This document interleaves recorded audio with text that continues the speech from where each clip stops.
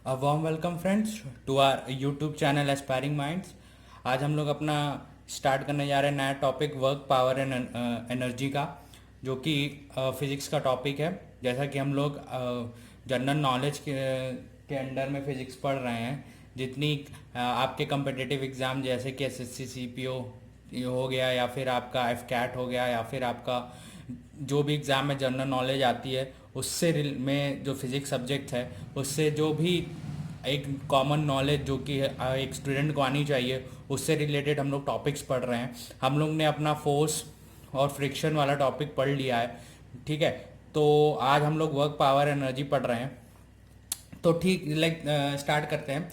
Work क्या है? Work if a body gets displaced when a force acts on it, work is said to be done. ठीक है। तो अगर हम लोग एक बॉडी को फोर्स लगाते हैं और उससे डिस्प्लेसमेंट होता है तो हम कहते हैं वर्क हुआ है। ठीक है।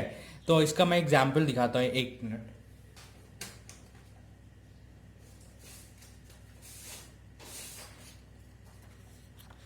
अ, तो देखिए, मान लीजिए ये कोई बॉडी है, ठीक है। ये बॉडी है, ये कोई बॉडी है, ठीक है। ये बॉडी है, इस पे हम यहाँ से फोर्स लगा रहे हैं, ठीक है, फोर्स लगा रहे हैं। और फॉर एग्जाम्पल इस डायरेक्शन में डिस्प्लेसमेंट हो रहा है, ठीक है। तो हम कहते हैं कि हमारी बॉडी ने वर्क किया। वर्क क्या किया? फोर्स, फोर्स इनटू डिस्प्लेसमेंट, ये वर्क किया, ठीक है, हमारी बॉडी ने। यानी F into S, displacement, work किया हमारी बॉडी ने। तो वही चीज़ यहाँ पे कह रहा है कि work is equals to force into displacement. जितना हमने फोर्स लगाया और जितनी बॉडी मूव करी उस फोर्स से। मान लीजिए हम एक बॉक्स का डब्बा है, उस पर धक्का लगाते हैं और कुछ दूरी चलती है, तो कितना फोर्स लगाया और इंटू मल्टीप्लाई बाय डिस्प्लेसमेंट, वो होता है हमारा वर्क। ठीक है। वर्क है force into displacement cos theta. अब ये कॉस थीटा क्या है? कॉस थीटा वर्क और डिस्प्लेसमेंट, सॉरी, फोर्स और डिस्प्लेसमेंट में कितना एंगल है। अब देखिए, जैसे कि अब इस डायरेक्शन में हमने फोर्स लगाया, इसी डायरेक्शन में डिस्प्लेसमेंट है, ठीक है। इस डायरेक्शन, ये डायरेक्शन ऑफ फोर्स है, ये डायरेक्शन ऑफ डिस्प्लेसमेंट है। तो ठीक है, तो अब देखिए एंगल कितना है, इनके बीच का एंगल क्या है? जीरो। इस टाइम पे इनके बीच का एंगल क्या है? जीरो। क्यों? क्योंकि एक ही एक ही दोनों की डायरेक्शन सेम है। ये फोर्स की डायरेक्शन है, ये क्या है? डिस्प्लेसमेंट की डायरेक्शन है, ठीक है। तो दोनों की डायरेक्शन सेम है, इसलिए दोनों का बीच का एंगल क्या है? 0 डिग्री। थीटा क्या है? 0 डिग्री, ठीक है। अब देखिए,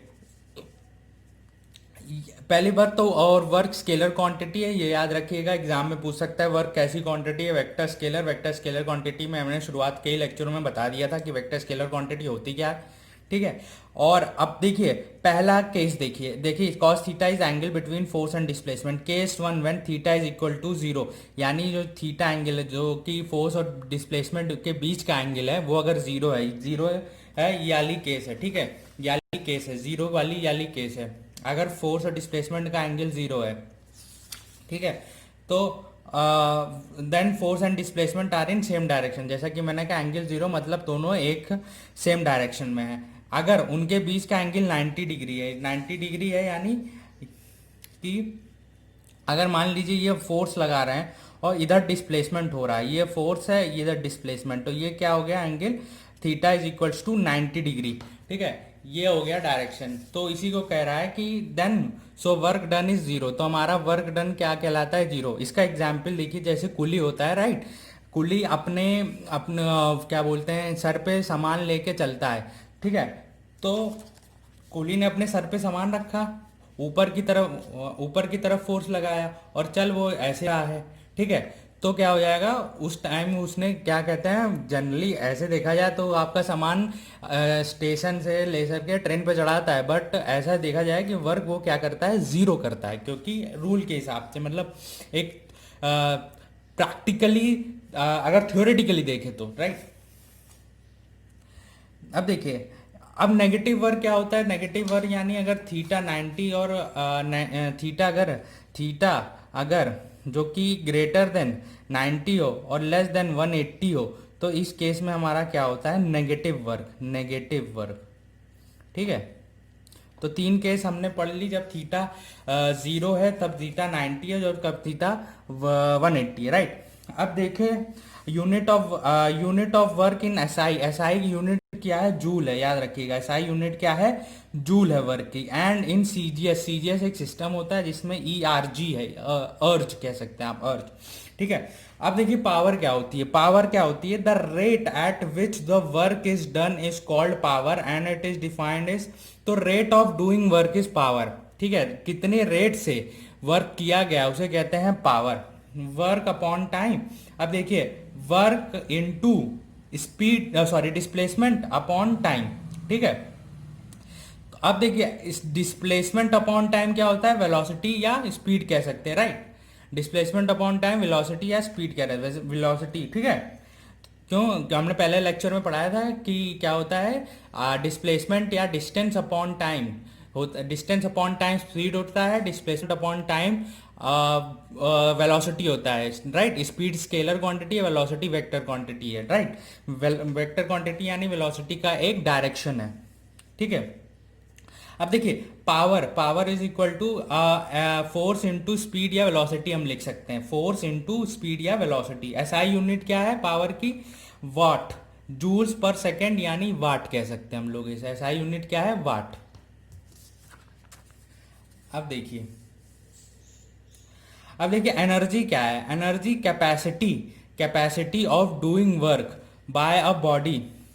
किस कैपेसिटी से हमारी बॉडी वर्क करती है इज कॉल्ड इट्स एनर्जी, उसकी एनर्जी कहते हैं। वो एनर्जी क्या है? स्केलर क्वांटिटी है, जैसा कि वर्क एक स्केलर क्वांटिटी है, एनर्जी भी स्केलर क्वांटिटी है। और याद रखिएगा बड़ी इंपॉर्टेंट, एसआई यूनिट क्या है इसका? जूल, ठीक है। एसआई यूनिट क्या है? जूल, ठीक है। Energy developed in a body अब due to work on it. अगर हम देखिए एक तो क्या होता है, दो केस होती है, या तो हमारी बॉडी वर्क करती है या हम बॉडी पे, या कोई हमारी बॉडी पे वर्क करता है, ठीक है। दो केस होती है, हम बॉडी पे वर्क करते हैं, बॉडी हमारी वर्क करती है यानी हम फोर्स लगा रहे हैं किसी ऑब्जेक्ट पे और वहां पे डिस्प्लेसमेंट हो रहा है, राइट। और अगर कोई हम पे बॉडी, हमारी बॉडी पे, किसी बॉडी पे कोई वर्क करता है तो उस वर्क, तो हमारी बॉडी के अंदर यानी हमारी बॉडी के अंदर अगर कोई हम पे वर्क करता है तो हमारे बॉडी के अंदर एक एनर्जी डेवलप होती है। इस एनर्जी को कहते हैं मैकेनिकल एनर्जी, ठीक है।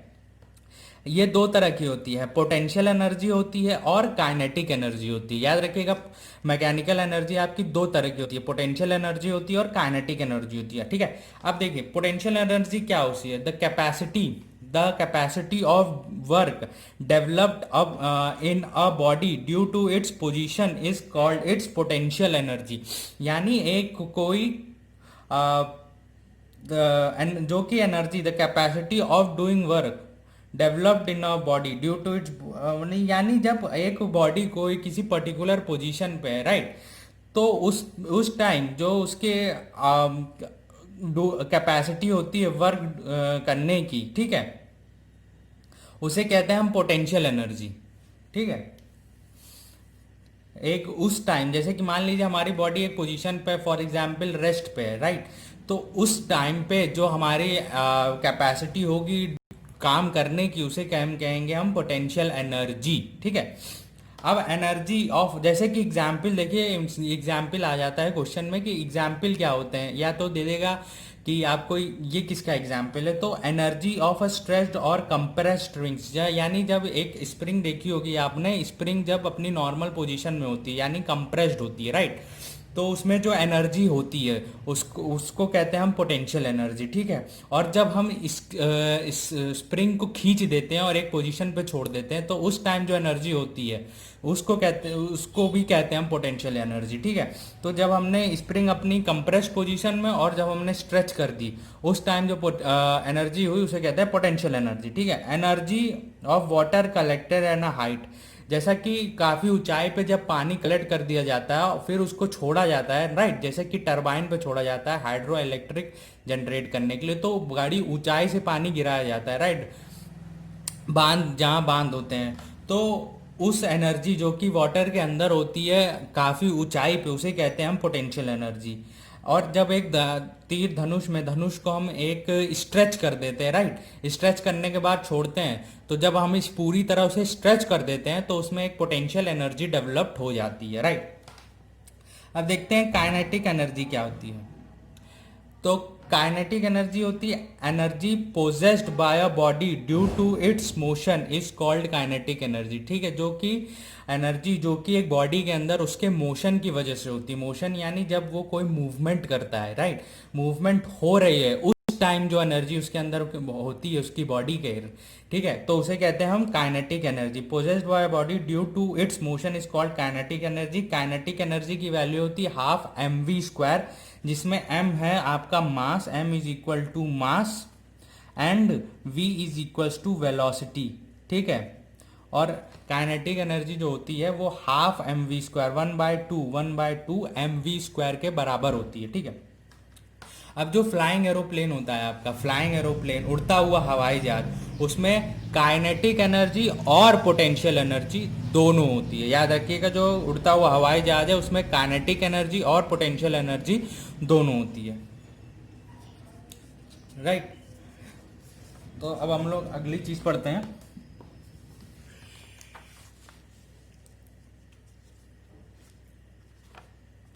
अब देखिए, अब है relation between kinetic energy and momentum, यानी काइनेटिक एनर्जी और मोमेंटम के बीच में क्या रिलेशन है। मोमेंटम हमने आपको पहले वाले लेक्चर्स में पढ़ाया था कि मोमेंटम क्या होता है, mass into velocity, right, momentum होता है। तो अब देखिए ये रिलेशन होता है, ये के for kinetic energy, P for momentum upon 2m, ठीक है। m होता है मास, यहाँ पे मास है, तो kinetic energy is equal to momentum का स्क्वायर अपॉन 2m, ठीक है, 2a इंटू मास। ये होता है काइनेटिक एनर्जी और मोमेंटम के बीच का रिलेशन, राइट, ठीक है। अब देखिए इसी रिलेशन को देखते हुए हम कुछ चीज एनालाइज करते हैं, ठीक है। अगर हम कहते हैं पहली चीज कि अगर दो बॉडी जिनका मास अलग अलग है, हैव डिफरेंट मासेस, ठीक है, जिनका मास अलग अलग है, हैव सेम मोमेंटम, ठीक है, अगर उनका मोमेंटम सेम है, तो अब देखिएगा, तो काइनेटिक एनर्जी किसकी ज्यादा होगी, काइनेटिक एनर्जी उसकी ज्यादा होगी जिसका मास कम होगा, ठीक है। Then the body with greater mass has less kinetic energy and body with less mass has greater kinetic energy, ठीक है। तो अब देखिए, जब आपका क्या बोलते हैं, दो डिफरेंट बॉडी है मासेस की, तो क्या होता है कि देखिए, ठीक है, तो जब देखिए ये हो जाएगा k is equal to P square upon 2m, ठीक है। अगर हम कह देते हैं p कांस्टेंट है, p कांस्टेंट है, तो k is inversely proportional to m आ गया, ठीक है। तो यानी m अगर घटेगा तो k बढ़ेगा, ठीक है, और m अगर बढ़ेगा तो k घटेगा। ये होता है रिलेशन, इनवर्सली रिलेशन का। तो यानी जिसकी मास कम होगा उसका काइनेटिक एनर्जी ज्यादा होगी और जिसका मास ज्यादा होगा उसकी काइनेटिक एनर्जी कम होगी, ठीक है। तो ये हो गया पहला आपका रिलेशन। अब देखिए, if two bodies of different masses have same kinetic energy, the body having greater mass will have greater momentum, ठीक है। अब देखिए, ये पूछ सकता है, ये क्वेश्चन में पूछ सकता है, अच्छे अच्छे एग्जाम में ऐसा सवाल आ सकता है कि अगर ये बॉडी डिफरेंट मासेज है और सेम काइनेटिक एनर्जी है या सेम मोमेंटम है, तो बताइए क्या होगी। एक मास की घटा दिया जाए, एक मास की लेस है, तो उसकी काइनेटिक एनर्जी क्या होगी। तो ऐसा क्वेश्चन पूछ सकता है, ठीक है। अगर देख लीजिए, अब हम कह रहे हैं काइनेटिक एनर्जी कांस्टेंट है, if k is equals to constant मान ले, if k is equals to constant, ठीक है, तो क्या हो जाएगा, ये ऊपर आ जाएगा, यानी 2m is equal to P square. तो यानी जिसका मास ज्यादा होगा उसकी मोमेंटम ज्यादा होगा, जिसका मास कम होगा उसका मोमेंटम कम होगा, क्योंकि mass is directly proportional to momentum के है यहाँ पे। अगर काइनेटिक एनर्जी आपकी कांस्टेंट है, यानी कि नहीं बदल रही है, सेम है, फिक्स्ड हो कौन, ठीक है। अब देखिए, वर्क एनर्जी थ्योरम क्या कहती है, वर्क एनर्जी थ्योरम क्या कहती है, ठीक है।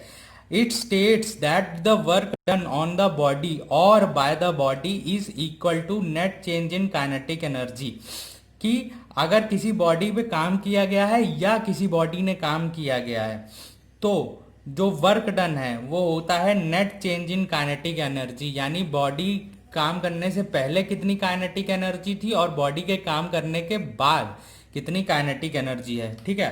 अगर हम मान लेते हैं कांस्टेंट फोर्स यानी फोर्स हमारी नहीं बदल रही, फोर्स सेम है, ठीक है। तो काइनेटिक एनर्जी वर्क डन क्या हो जाएगा, half M V square minus half M U square.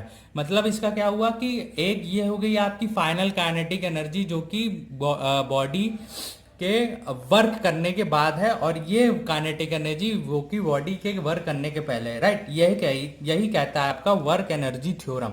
It states that the work done on the body और by the body is equal to net change in its kinetic energy, ठीक है। तो ये final kinetic energy है या initial kinetic energy है, ठीक है। अब देखते हैं law of conservation of energy. Law of conservation of energy क्या है, ये रहा आपका law of conservation of energy. Energy can neither be created nor be destroyed, it can B converted from one form to another. The sum of total energy in universe is always same. तो यही है आपका law of conservation of energy. क्या कि energy can neither be created nor be destroyed, energy को बना नहीं सकते, एनर्जी को खत्म नहीं कर सकते।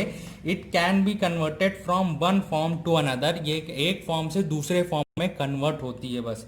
The sum of total energy in universe is same, ये sum of total energy in universe is same, ठीक है। अब देखिए क्या कहने का मतलब, जैसे कि आप फॉर एग्जाम्पल ले लीजिए इसका, ठीक है, इसका एग्जाम्पल ले लीजिए। Law of conservation of energy का क्या एग्जाम्पल है, जैसे कि एक माइक्रोफोन ले लीजिए, आप माइक्रोफोन में बोलते हैं, राइट। तो उसमें क्या होती है, जो साउंड एनर्जी होती है ना आपकी, वो आपकी क्या हो जाती है, कन्वर्ट हो जाती है किसमें, इलेक्ट्रिकल एनर्जी में, राइट। तो जो आपकी, और फिर आप ये ले लीजिए क्या बोलते हैं, स्पीकर्स ले लीजिए, तो जो आपकी इलेक्ट्रिकल एनर्जी होती है, राइट, वो आपकी साउंड एनर्जी में कन्वर्ट हो जाती है। तो इसी का एग्जाम्पल है, बहुत अच्छा एग्जाम्पल है इसी का, law of conservation of energy. Energy can neither be created, energy को बना नहीं सकते, एनर्जी को डिस्ट्रॉय नहीं कर सकते। एनर्जी अपनी एक फॉर्म से दूसरी फॉर्म में बदल जाती है, जैसे कि एग्जाम्पल है आपके माइक का, माइक्रोफोन, राइट। उसमें आप बोलते हैं तो आपकी जो साउंड एनर्जी है वो आपकी बदल जाती है किसमें, इलेक्ट्रिकल एनर्जी में, राइट।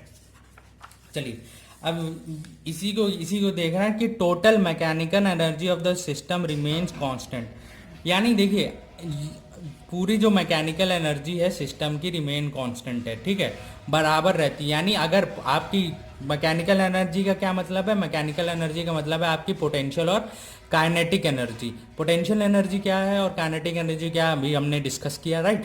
तो अब एक पूरे सिस्टम में अगर पोटेंशियल एनर्जी बढ़ रही है तो काइनेटिक एनर्जी घटेगी, ठीक है, तभी तो ये कांस्टेंट होगी। यानी अगर दोनों बढ़ जाएगी तो ये कांस्टेंट नहीं रहेगी, राइट, कि एक बढ़ेगी तो दूसरी घटेगी, अगर ये बढ़ेगी तो ये घटेगी, ये घटेगी तो ये बढ़ेगी, और ये बढ़ेगी तो ये घटेगी। मतलब कि पूरा जो ये potential energy plus kinetic energy पूरी कांस्टेंट होनी चाहिए आपके सिस्टम की, ठीक है। यही है law of conservation of energy.